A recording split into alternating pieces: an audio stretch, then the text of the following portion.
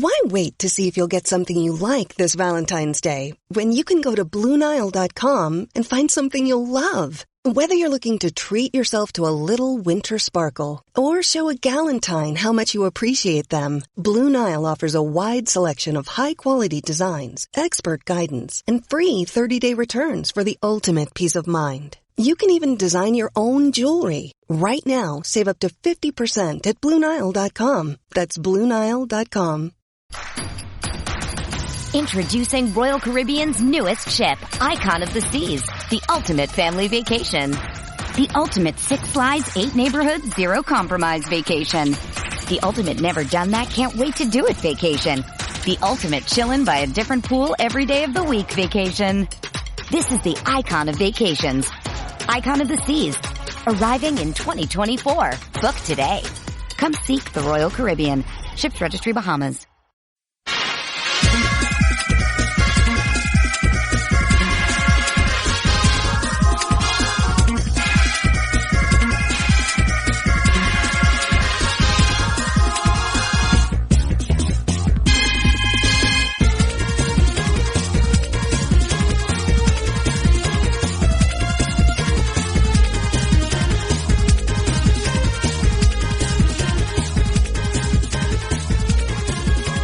Hello again, hockey fans. Are you ready to brave the wild with me, your buddy, Paladino Joey Awajan?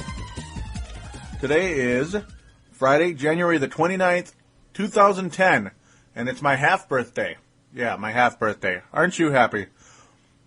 Well, it's episode number 37 of Brave the Wild today, and of course, I'll mention this real quick. Yesterday was my 2-year anniversary of joining thesportstuff.com, so woohoo! Gotta like that. Holy crap, Batman! Yeah, I'll take it, and it's been really nice to be on thesportstuff.com for 2 years now.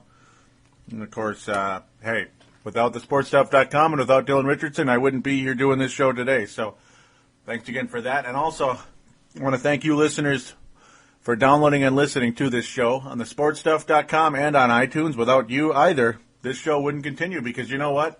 If you listeners weren't out there, I'd have no reason to do the show. I'd be talking to myself. So you are first and foremost the head. You are the head of the class when it comes to Brave the Wild, and I appreciate it very, very much. Also, do check out Minnesota.NHLfansite.com. Minnesota.NHLfansite.com. Nice enough to put a link to Brave the Wild on the left-hand side of their webpage. I appreciate it very much indeed.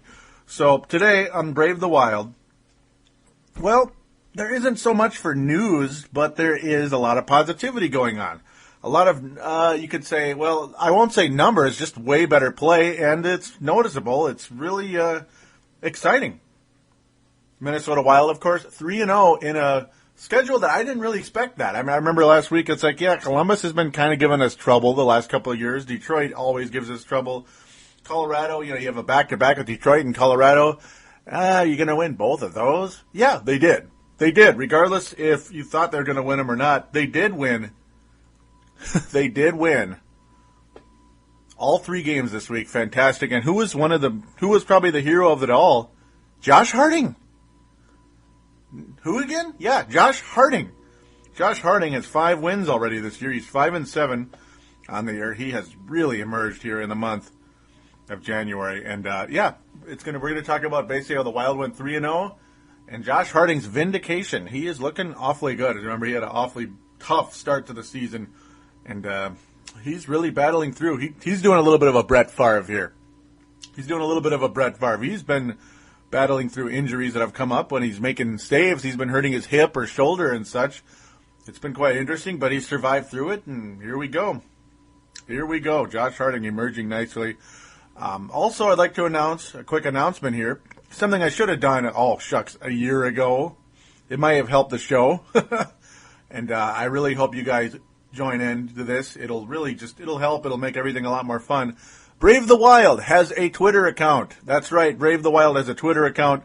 It is twitter.com/Brave the Wild. Twitter.com/Brave the Wild. So that it's all one word, of course. No spaces, nothing. Just 3 words all into one. Brave the Wild. Got it? So please follow that Twitter, as I will be frequenting that account all the time. all the time, with any type of wild quote, anything, and you're more than free to respond to me, reply to me, and all that good stuff. Message me, and I'll get back to you because I like to interact with you fans out there. It'd be spectacular. So please follow the Twitter account. It would be a lot of fun. It just adds to the show, and I could even read what you say on air if you so desire. That would be terrific. So let's get on to this. Let's get on to the show here. Welcome back to the show. Well, this was last Saturday, the 23rd of January, versus the Columbus Blue Jackets at home. Now, the Blue Jackets not having the best season ever. They're just not. And the Wild need to capitalize on a game like this. It's a home game. The Wild are wearing the green jerseys this night. And that was a lot of fun. That was the fun part about it, you could say. Although in all three games, the Wild wore all three separate jerseys. And they won. So there you go. Let's get a little rotation started maybe or something. Whatever it is to get this team going in a positive direction, we'll take it. And this Columbus game was pretty much dominated by the Minnesota Wild. It really was, in many ways. In many ways. Koivu had a 2-goal game, his 15th and 16th of the year. He now leads the Wild in goals scored. And it's like, where's Guillaume Latendresse? He hasn't scored in a while. Well, stay tuned. We'll be getting to that pretty soon. He'll be back not too long from now. Robbie Earl scoring again. How about that? Robbie Earl scoring again. Eric Belanger. The Wild open up a 4-0 lead. Just a nice game for the Wild. They capitalized on their scoring chances. Only 28 shots on goal for the Wild. 24 for Columbus. Columbus winning the faceoffs in this game, believe it or not. 32-26. Very crazy there. The Wild actually losing the faceoff category. And no power plays were converted in the entire game. None. So we'll take it, I guess. The Wild had 5 power play attempts and failed on all of them, yet they still managed to score 4 goals. Last year, no, that would not have happened. I guarantee you that would not have happened. But with this new system, this new coach, well, apparently it can happen. And the good news is, remember how literally on the very last show, I talked about how the Wild had trouble stopping, stopping other teams. They're giving up an immense amount of goals other than that 1-0 loss to St. Louis, a classic Josh Harding game, who again, they finally had the opposite effect probably for the first time in his career. But yeah, beautiful. The Wild's defense, the Wild's goaltending especially, really steps up in these games in a big way. In fact, the defense is really, you've really noticed it in a big way, and I got to think Todd Richards had something to say about it. And the players themselves, just a dominating game for the Wild. Columbus getting a couple goals really late in the game. And it was with literally less than a minute left. They're 20 seconds apart. Rick Nash and Antoine Vermette both scoring. Mike Commodore, the Commodore 64. His number should be 64. I was thinking about that the whole time. Gotta love that. Commodore 64. Wouldn't that be cool? Because it can't be Commodore 128, by the way. That can't happen in the NHL. There's no 3-digit numbers in any sport that I can think of, maybe unless you're a ref. And wouldn't that be cool? Oh, yeah, that'd be just great. No. Yeah, real funny stuff, huh? Anyhow, let's just move on very quickly here. And I mean very quickly. A couple of quotes for this game. We're going to get to them right now. And quotes and other details is, of course, when Koivu's first goal with only 3:41 in the game, it just felt really good. This one was, this is when you knew the Wild were in good shape, though. Unfortunately, it had to go to review. Antti Miettinen found Koivu's in the slot. It was originally unclear whether Koivu's shot got between Mason's right leg and the post, but it did when you saw it really closely. It took a while, but then, hey, it seems, well, lately every time the Wild goals go to review, they get the call on the ice stands. I love it how it's just like NFL refs, how the refs announce it now. That's funny. They say it just like the NFL. I kind of get a kick out of it, except usually with a Canadian accent. The call on the ice stands. It's a good goal. Okay, I'll calm down now. Koivu's comment is, I couldn't see the puck. I knew it was close. But there you go. And he led the team in scoring, or he is leading the team in scoring now, which is very good stuff. This is when, of course, Nicholas Backstrom had to be in net on this particular night, despite his struggles giving up all those goals, because Josh Harding, of course, injured his hip in the previous game. That was frustrating, to say the least. his quote is, it was one of the best first periods we've had in a long time. In the first period, yep. It was just nice to get the lead, but it was one good first period. Now we have to make sure we keep doing it. And exactly, that's the thing. That's the thing. Tempt not thy fates, right? The Wild reversed everything here. They're not tempting their fates. They're dictating the game for opponents now. They're taking the early lead. They're jumping on opponents early, and they're hanging on to the freaking lead. That's pretty important. It just might be important to most people, I would think. This is Todd Richards' final quotes of the game. In games where you are struggling, you look to your leaders. There were some guys that stepped up, older players, with Mikko being one of them. Wild coach Todd Richards said he had 2 big goals, and Miettinen makes a good play behind the net, and Bruno starts the play. The 3 of them executed and made plays. And, of course, that again being that number 1 line that Richards broke up a few weeks ago, and it's looking awesome right now. It really is. They're carrying the team. Richards continues. The second goal was just a great shot. Quick. He stepped up his game. When you're struggling, you look to those guys. And, of course, that was Koivu making the Wild 2-0. Only 2 minutes later, that was in the second period. Wild had a 1-goal lead until early in the second period, an unassisted play. It was it was immediate. It was a nice, quick, dominant play by Mikko Koivu. Got the turnover, made a quick shot, and they're just, Columbus was just sitting there staring at the puck going, okay, that was quick. And there you go. And this time it's not the Wild doing that. So the Wild get several days off. They get 3 days off in a row. Got it like that. And then get to play a home game against Detroit. And here we go again. A whole week later, another very important game standings-wise. Detroit's been the 8th or 9th seed all year. The Wild's been the 10th, 11th, all the way down to 13th-ish. But hanging on for dear life, still very much in the playoff hopes right now, in the playoff battle, whatever you want to say, playoff race, finally. It's kind of hard to be a show host when you can't find the own words, isn't it? Gotta love that, huh? But yes, this was Wednesday, and the Wild defeat Detroit 5-2, and just a stunningly fun game. This was a really fun game. The scoring opened up right away. Miettinen getting a 2-goal game yet again. This guy has just been sick of late. Unbelievable. Miettinen on the power play. The top line again. Miettinen, Brunette, and Koivu. They are showing up every night now. Boy, oh boy, did Todd Richards light a fire under these guys. He really did. Now, Miettinen is not a first-line player on, about 80% of the NHL, but on the Wild, he's stepping up and looking pretty good. And when a guy's on fire, ride him out, baby. Ride him out. Absolutely. 15 goals for Miettinen this year as of the end of this particular game. But here's where it gets kind of funky and kind of hilarious. This was also the night I opened up my Twitter account. Gotta love that. You just kind of make it up early on. It was a little crazy. It was just a little crazy. And of course, Miettinen got the goal. Only about a minute and a half later, Pavel Datsyuk scores his 13th. And then, 10 minutes later, Miettinen scores again. It's like, here we go. And literally seconds later, like, you can't make this up. Datsyuk scores again. In both cases, it was like less than a minute. Pavel Datsyuk scoring again. It's like 2-2, and it's like, oh, go away. Go away, Pavel. But then even crazier, 25 seconds later, Andrew Ebbett scores. This was all in the first period. Andrew Ebbett netting his fifth goal of the year, and also, where has he been? Remember how he had that hot start to his little career here in Minnesota, and he joined Concussion Junction and disappeared after he came back pretty quickly, but then pretty much disappeared. Though his cute little fourth line with Robbie Earl and James Shepard actually has been a little scrappy. They've been pretty scrappy, but still, Andrew Ebbett putting that in, that was a beautiful thing. And it's like, okay, maybe it is the Wild's night.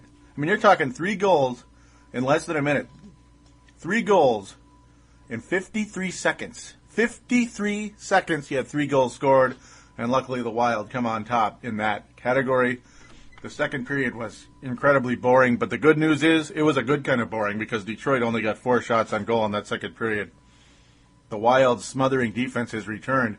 It's not the neutral zone trap, but it's pretty smothering stuff. It really is when the Wild play up to their potential on defense. And the great part is the Wild capitalized very early against Detroit in the third period. Latendresse, who I mentioned, had kind of disappeared from the scoring. He'd been in scoring chances, but hadn't actually scored, per se. And, he nets his 16th goal of the year, tying Koivu for the Wild lead in scoring. And technically, Latendresse is 14 with the Wild, but 16 for the season. So I guess he's second on the team in scoring, or third, actually, because of Biednyn's 2-goal night. Biednyn's been insanely on fire.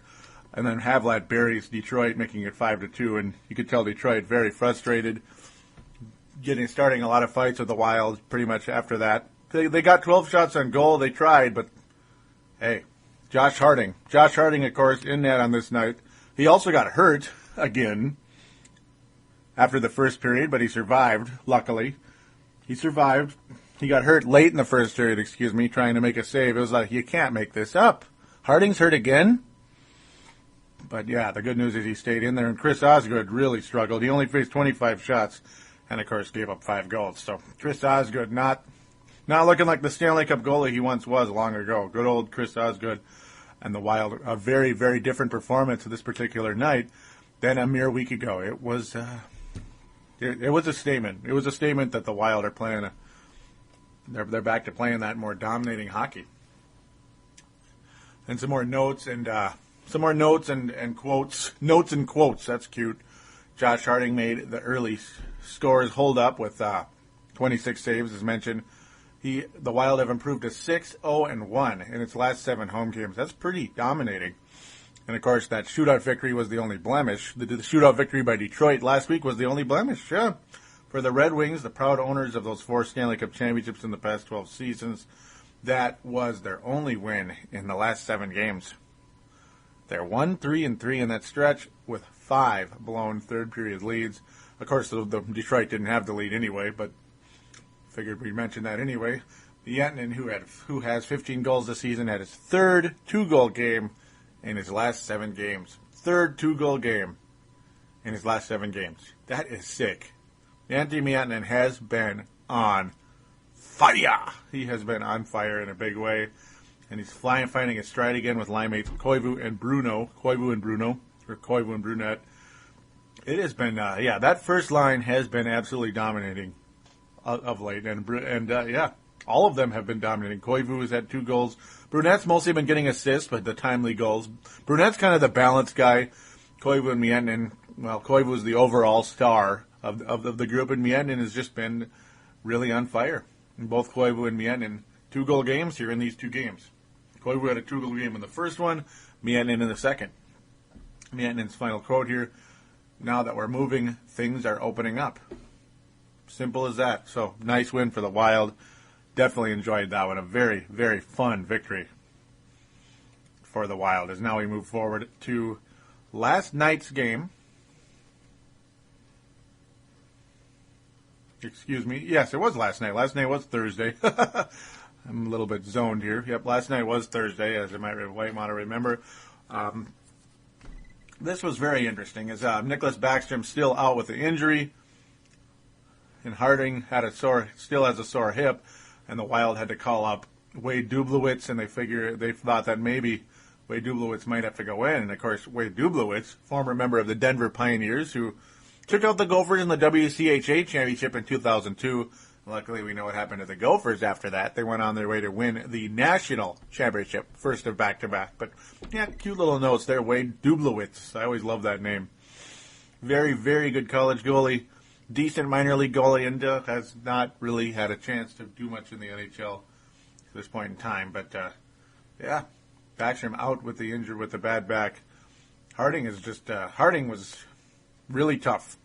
He's really hanging on to that sore hip. And he got a shutout. The Wild win 1-0 in a classic Josh Harding game, where Harding steps up, does a great job against a very good team on the road. The Wild do not give him much goal support, but luckily they got the 1 goal. They got 1 goal. Martin Havlat got it, and Colorado did not get past Josh Harding. Harding did not, I'm not going to say choke, but give up a late goal.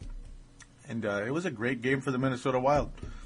Great game indeed. And the Wild defense, again, helped out Josh Harding this time. He didn't have to face 40 shots from Detroit or Colorado or somebody like that.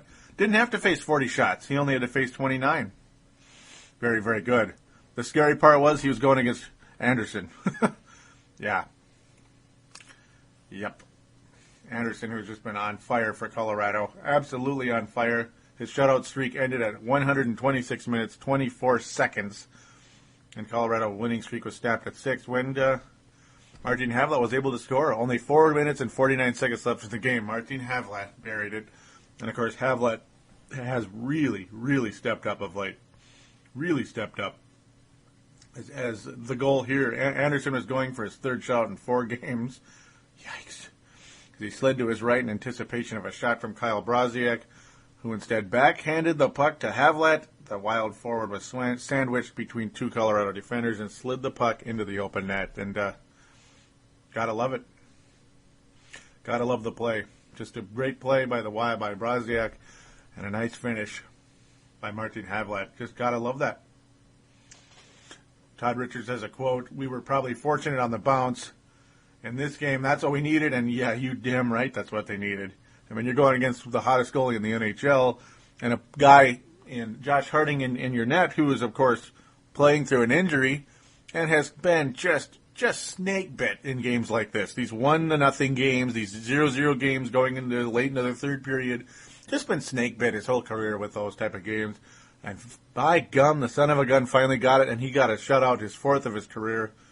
Just got to feel good for Josh Harding. He is officially vindicated from all that nonsense, and the Wild stepped up and helped him in that category. They really did.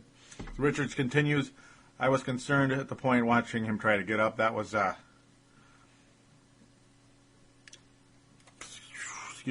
was Josh Harding watching him try to get up. He looked like he was hurting and in a lot of pain. The referee went over and talked to him. He gave him the okay. Luckily for us, he was able to finish the game. And that, of course, Harding, I remember last night they were talking about he's hurt again. He's just not hanging in there very good. But the key is how this was a 0-0 game, and Anderson and Harding were stopping the few shots they had to face in the overall game. Havlat's quote is, "We didn't get frustrated on the ice or on the bench. We kept battling until the last second." And that really was huge. Minnesota's first penalty in the whole game was a holding call on Kim Janssen at 5:16 in the third period. And Colorado had outscored opponents 15-2 the first 5 games of a 6-game homestand. Just crazy. 6-game homestand. The Wild got it done. Colorado only lost by 1, 1-0. But so what? Colorado lost the game. We got it in regulation. Didn't have to give up a point to Colorado. Just a huge win for the Wild. Nothing dominating about it. Nothing fancy. Just win, baby. Just win. That's all. That's pretty much all there is to say. Extremely crazy. The Wild had 5 power play attempts in the game, and of course, yeah, that's why Havlat was saying they didn't get too frustrated. But they, of course, said they failed on all of them. Colorado got 2 penalty power plays really late, but Harding stood strong, and that's what mattered most. Just a nice finish for the Wild, and thank God the Wild escape. And again, Josh Harding vindicated. And I'm going to get a little bit more into Josh Harding here in a second. I'm going to take a quick break, though. So we're going to get specifically into Josh Harding a teeny bit, into a little bit of Houston Aeros stuff right after this.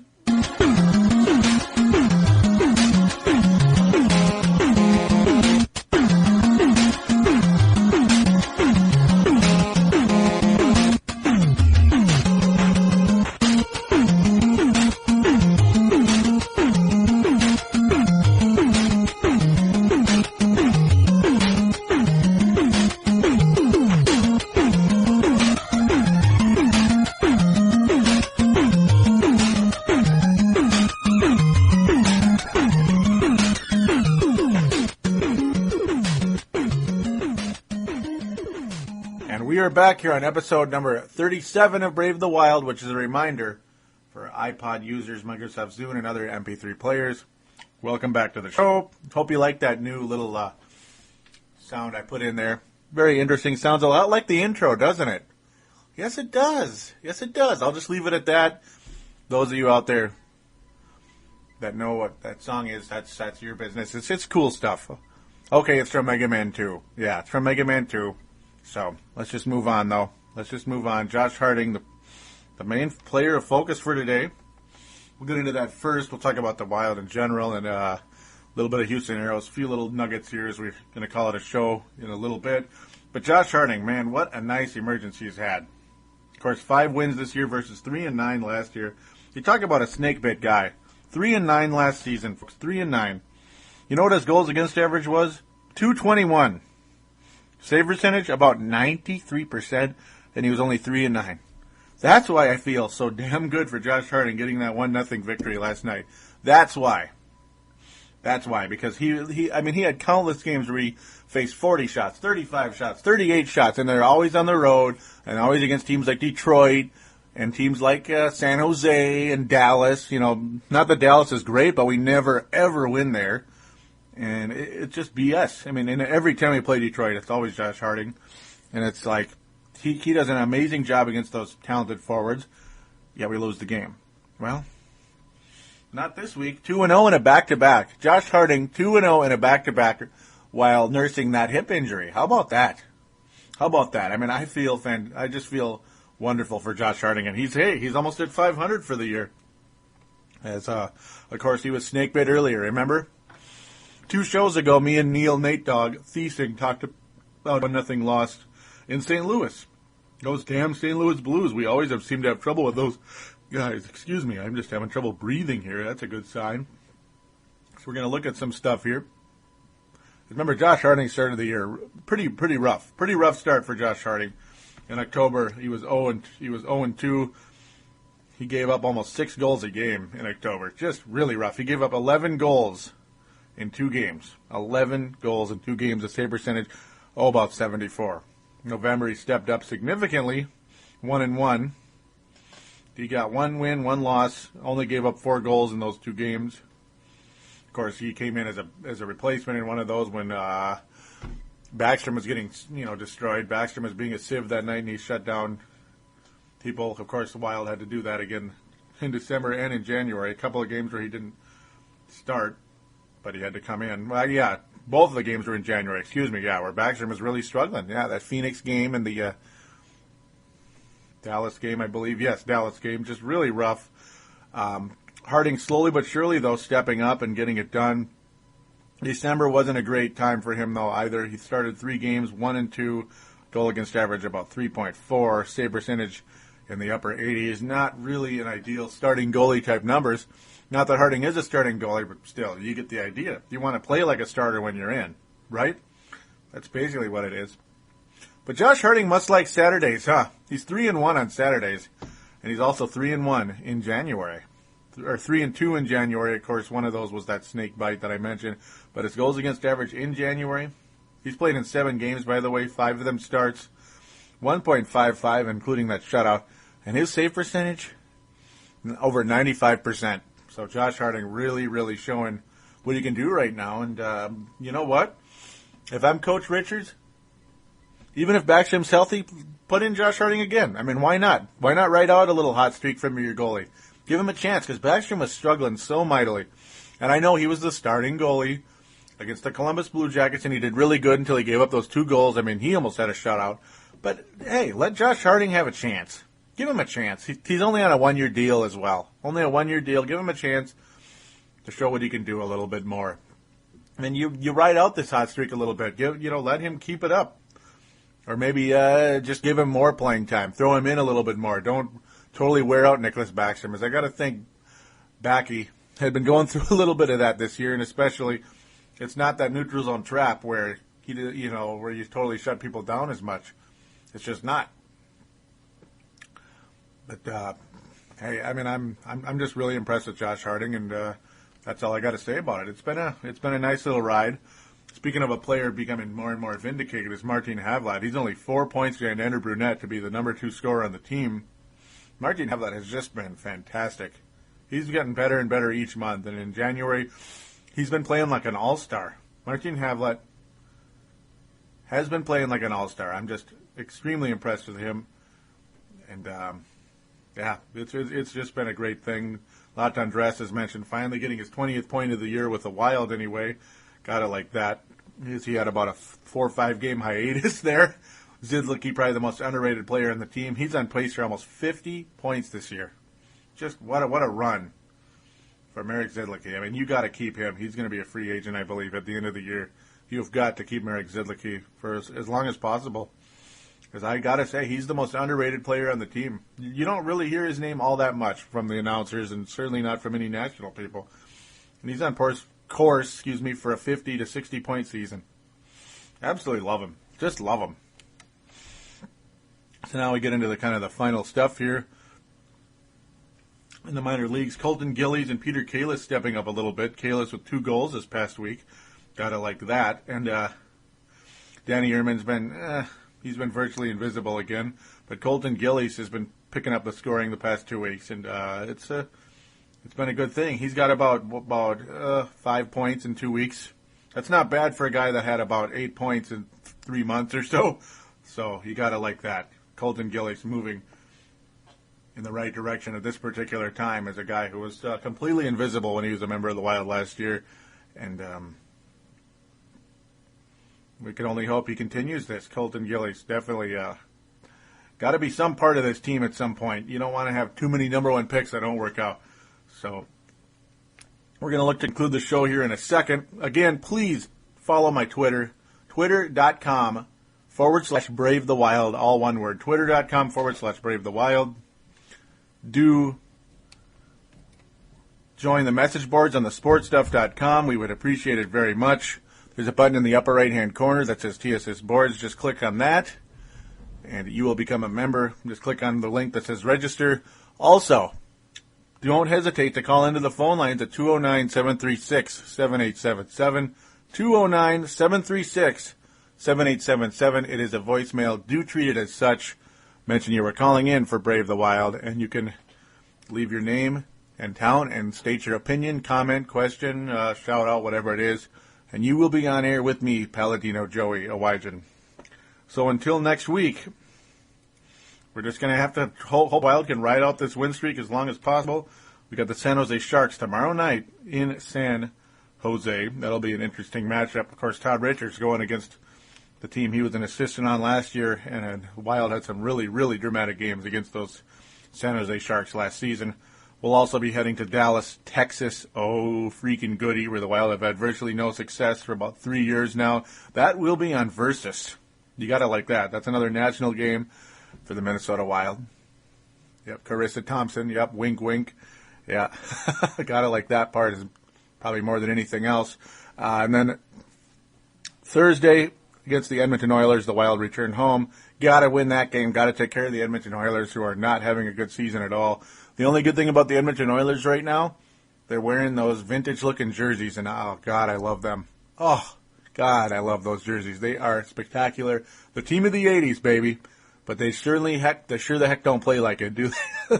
One of the worst teams in the NHL right now are the Edmonton Oilers. So those are the 3 games we're going to review, because Friday the 5th, which is also my mother's birthday, is most likely when we'll be recording episode number 38 of Brave the Wild. So until then, I'm going to bid adieu, and we will talk to you next Friday. Take care, everybody.